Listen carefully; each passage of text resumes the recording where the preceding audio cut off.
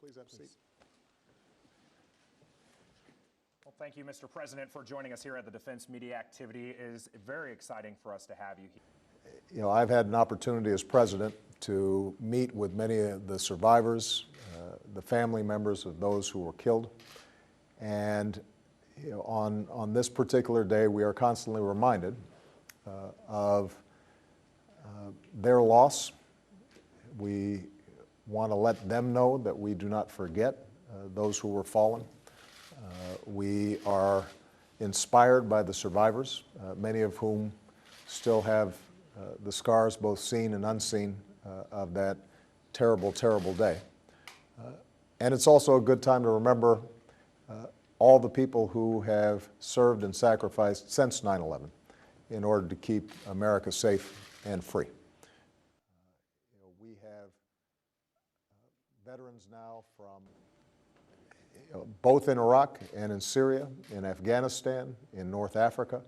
What we're very clear about is that we still have significant threats coming from terrorist organizations and a terrorist ideology. We also have the traditional threats that our military has to be prepared for, from a new Pacific region.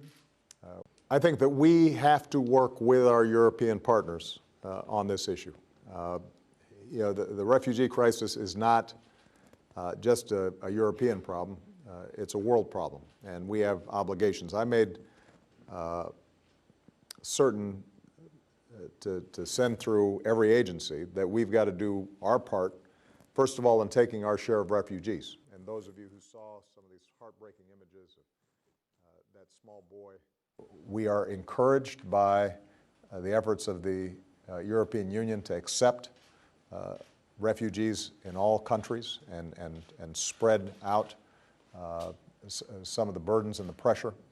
And as I said, the United States needs to do our share. I said that we should establish a floor of at least 10,000 refugees that we're willing to accept and cut through some of the bureaucracy and red tape to do that.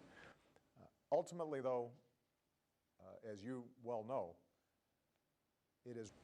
we are going to be engaging Russia to let them know that you can't continue to double down on a strategy that's doomed to failure, and that if they are willing to work with us and the 60-nation coalition that we've put together, then there's the possibility of a political settlement in which Assad would be transitioned out and a new coalition of moderate, secular, and inclusive forces could come together to restore order in the country. That's our goal. These folks back here. I don't want to feel left out. Good to see you.